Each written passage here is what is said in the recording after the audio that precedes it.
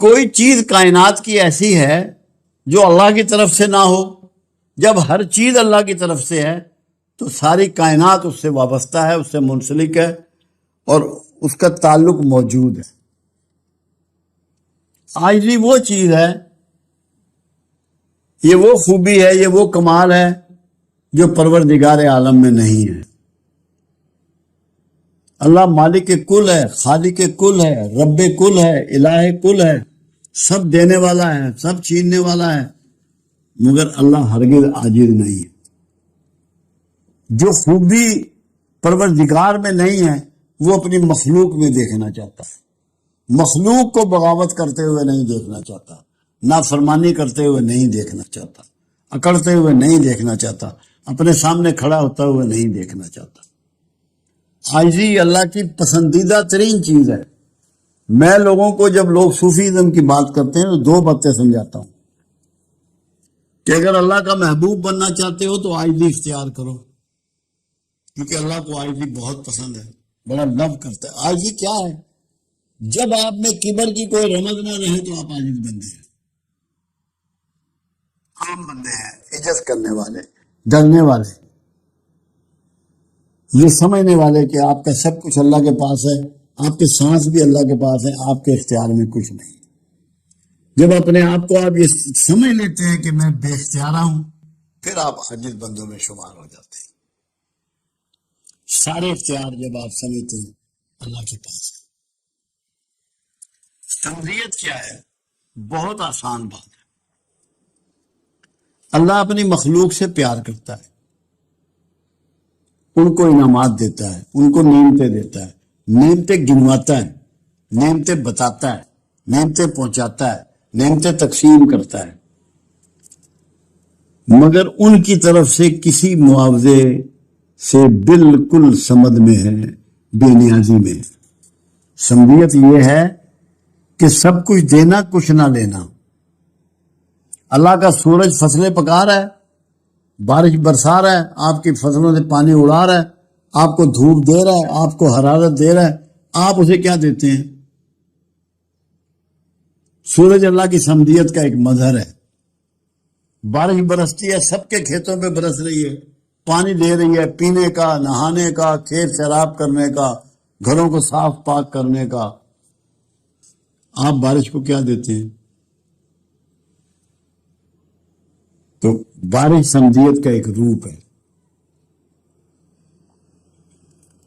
سمدیت بنیادی طور پہ کیا چیز ہے کہ تمہارے لیے اللہ ہر چیز بہتر سے بہتر چاہتا ہے، مگر تم سے اس کے معاوضہ نہیں چاہتا. اگر جنت کی بات بھی ہے تو وہ بھی تمہارے لیے ہے، بخشش کی بات ہے وہ بھی تمہارے لیے ہے، آخرت میں انعامات کی بات ہے وہ بھی تمہارے لیے ہے. اللہ کے لیے تو کچھ نہیں ہے. جو اللہ آپ کی طرف سے کسی بھی نفع نقصان سے آزاد ہے، یہی سمدیت ہے. آپ اللہ کا نہ بگاڑ سکتے ہیں، نہ سنوار سکتے ہیں، نہ اسے بڑا کر سکتے ہیں، نہ اسے چھوٹا کر سکتے ہیں، نہ اسے امیر کر سکتے ہیں، نہ اسے غریب کر سکتے ہیں. وہ جو ہے، جس طرح کا ہے، جیسا ہے، بھرپور ہے، مکمل ہے، اور آپ کی طرف سے کسی معاوضے سے بے نیاز ہے. تو سمدیت یہ ہے کہ سب کچھ دینا، کچھ نہ لینا. جب یہ کوالٹی کسی مرد خدا میں پیدا ہو جاتی ہے، وہ اللہ کے قریب ترین ہو جاتا ہے. یہ وہ صفت ہے جو مخلوق کے لیے اپنانا تقریباً ناممکن کے قریب ہے. ہمیں تو حاجات ہیں، سونے کی، پیشاب کرنے کی، پخانہ پھرنے کی، کھانا کھانے کی، غصے کی، نفرت کی، محبت کی، چاہت کی. ہماری تو بہت سی حاجات ہیں، ہم تو اولاد کی محبت میں مجبور ہیں. تو جو حاجات میں پھنسا ہوا ہے وہ سمجھ نہیں ہو سکتا. جو اس کی کوشش کرتا ہے وہ اللہ کے قریب ہو جاتا ہے، کیونکہ یہ اللہ کی وہ صفت ہے جو کسی مخلوق میں نہیں ہوتی. تو جو مخلوق اس صفت کو اپنے اندر پیدا کرنے کی کوشش کرتی ہے کہ دو کو دیتا ہے، لیتا نہیں، کچھ بھی نہیں لیتا، صرف دینے پہ کمر باندھ لی ہے، وہ سمدیت کی پریکٹس کے نزدیک ہو جاتا ہے. اور تیسری بات آپ نے کی ہے توحید. دو چیزیں ہوتی ہیں، ایک پرسنالٹی ہوتی ہے، ایک اتھارٹی ہوتی ہے. دونوں میں جب اللہ تنہا ہوتا ہے تو تب توحید مکمل ہوتی ہے. پرسنالٹی میں کوئی بیٹا نہیں اللہ کا، کوئی باپ نہیں اللہ کا، کوئی بہن نہیں اللہ کی، کوئی بیوی نہیں اللہ کی، کوئی اولاد نہیں اللہ کی.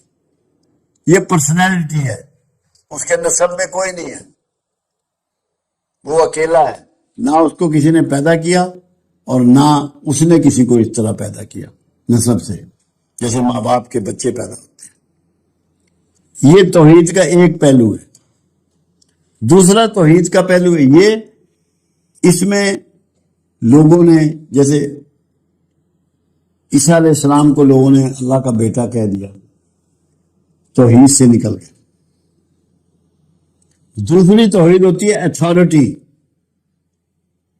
رب وہی ہے اور کوئی رب نہیں ہے. رب کہتے ہیں دینے والے کو، چھیننے والے کو، پالنے والے کو، پہنچانے والے کو. جب ہم اس میں کسی کو اتھارٹی میں شریک کرتے ہیں تو بھی توحید کو ڈیمیج کرتے ہیں، شرک میں مبتلا ہو جاتے ہیں. اس میں لوگ ہمارے ہاں بے شمار ایسے ہیں جنہوں نے بت تراش لیے کہ یہ بارش کرنے والا بت ہے، یہ اولاد دینے والا بت ہے، یہ کھیتوں میں فصل دینے والا بت ہے. تو وہ توحید ختم ہو گئی.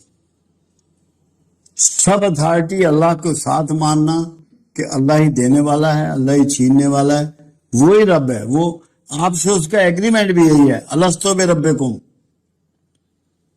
کہ تمہارا رب کون ہے؟ اس نے کہا قالوا بلا، تو ہے. سب نے ایگریمنٹ پہ سائن کر دیے، ساری روح نے.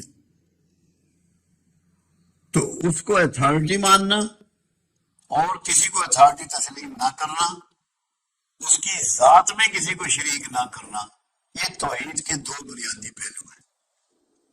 اگر آپ اللہ کے علاوہ دوسروں سے مانگنا شروع کرتے ہیں تو آپ بغیر ارادے کے شرک میں داخل ہوتے ہیں.